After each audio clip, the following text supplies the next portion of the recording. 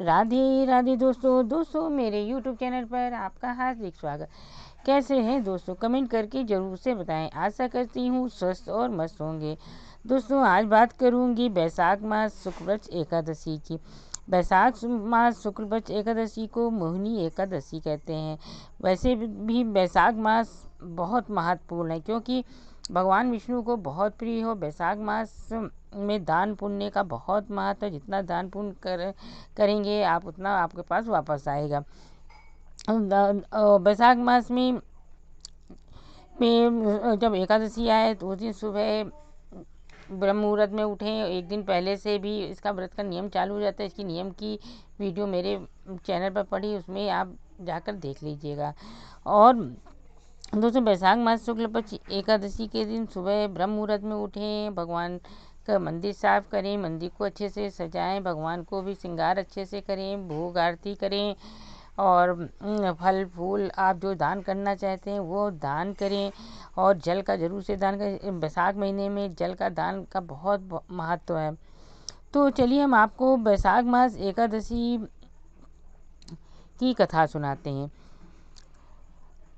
संयम और श्रद्धा से युक्त कथा को सुनकर धनुर्धारी अर्जुन बोले, हे कृष्ण जी, बैसाख मास की शुक्ल पक्ष की एकादशी का क्या नाम है, तो उसके व्रत को करने की क्या विधि है, ये सब आप मुझसे विस्तार पूर्वक कहिए।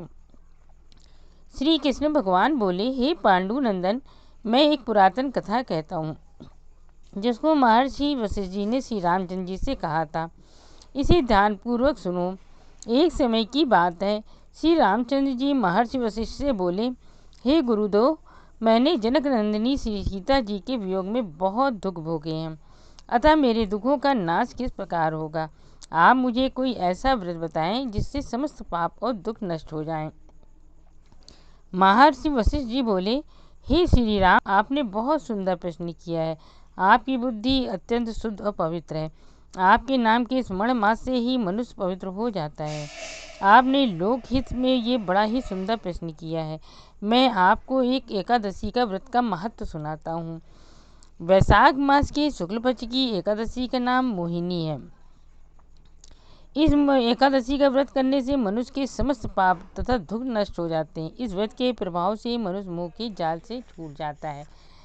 अतः हे राम, दुखी मनुष्यों को इस एकादशी का व्रत अवश्य करना चाहिए। इस व्रत के करने से मनुष्य के समस्त पाप नष्ट हो जाते हैं। अब आप इसकी कथा को ध्यानपूर्वक सुनिए। सरस्वती नदी के किनारे भद्रावती नाम की एक नगरी बसी हुई है। उस नगरी में द्युति नाम राजा राज्य करता था। उस नगरी में एक वैश्य रहता था जो धन्य धान्य से पूर्ण था।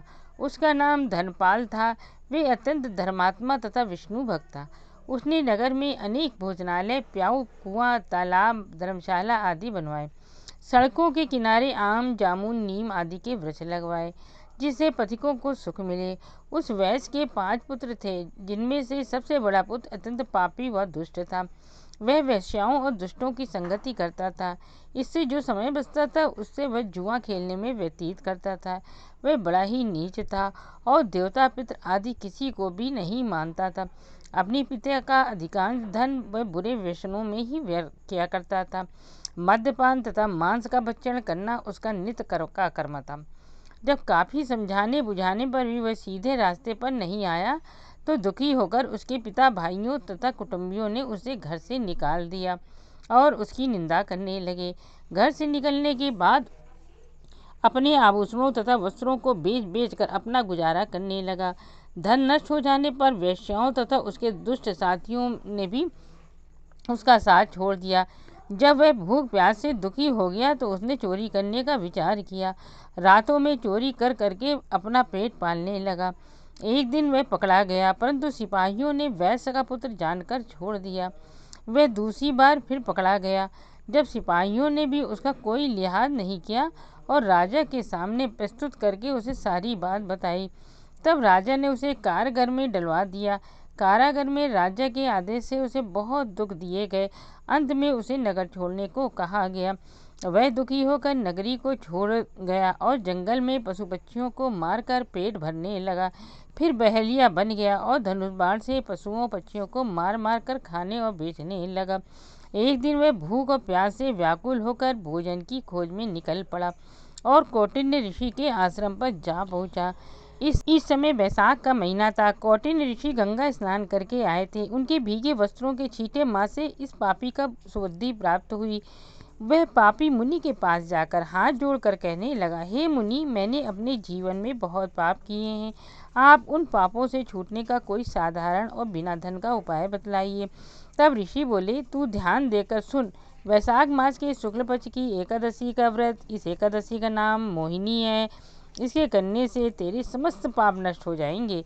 मुनि के वचनों को सुनकर वह बहुत प्रसन्न हुआ और मुनि की बतलाई हुई विधि के अनुसार उसने मोहिनी एकादशी का व्रत किया। हे राम जी, इस व्रत के प्रभाव से उसके समस्त पाप नष्ट हो जा गए। अंत में वह गरुड़ पर चढ़कर विष्णु लोक को गया। इस व्रत से मोह आदि भी नष्ट हो जाते हैं।